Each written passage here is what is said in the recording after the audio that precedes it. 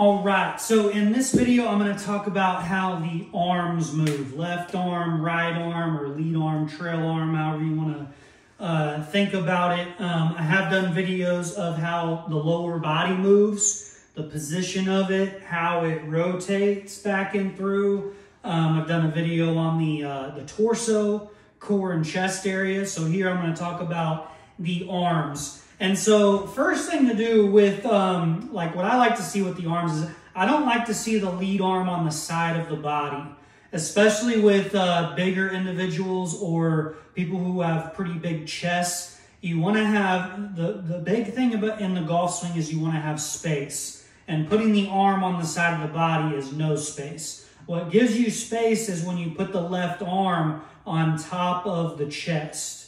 On top of the chest. So I like to see people put the arm on top of the chest and then basically make a straight line with the club. I like a kind of a neutral grip or a slightly strong grip, but I'll get into that in the next video. Be sure to like, follow, subscribe if you enjoy these. The trail hand, you know, once the lead arm is on top and kind of makes a straight line with the club, then the trail arm just kind of comes in how, you know, naturally, how it's just right hanging here and just comes from underneath. And that essentially puts you in a pretty close position to where you'll be at impact too. So again, all of this is to help simplify, make things easy, prevent injury, and really simplify getting to impact and creating kind of maximum speed and efficiency. So it kind of knocks out everything in one. So again, once we have our kind of lower body good, the upper body's good, lead arms on top, trail hands here, basically the lead arm is just going to follow the rotation of the body. So the arm is going to rotate just a little bit with the rotation of the body.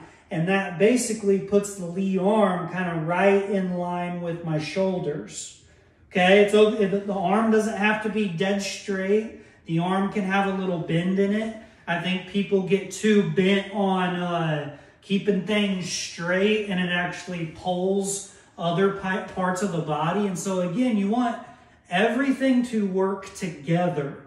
If everything's working together, you can be consistent. But if you have things working all over the place, it's tough to be consistent. And so it doesn't matter how hard you work, but I like working less and being efficient. So, you know, that's what I like to do, be really, you know, efficient here. But again, lead arm basically just rotates with the body. And yes, it has a little bit of hinge. But we'll get to that more with the hands. But it's just going to rotate with the body and then rotate with the body. And then after impact, you don't want to just hold it off. You know, that would be okay if you're trying to hit like a low shot or you're trying to hit a fade.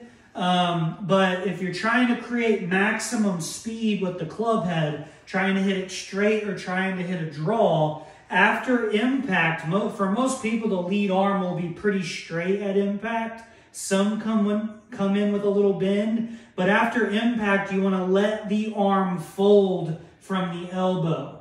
And so you don't, you know, a lot of people who keep the arm straight get over-rotated with their torso. It's because the arm isn't folding. So the only way to kind of stop this shoulder, yes, we want to rotate, but after impact, you want to let the arm fold, and that creates a lot of speed. So, you know, yes, the trail arm creates a lot of speed, but the lead arm has to accommodate it in order to let that speed happen. So the trail arm, again, once we get set up, it just comes in, and all it's going to do is, again, just follow the rotation of the body, and it's going to fold.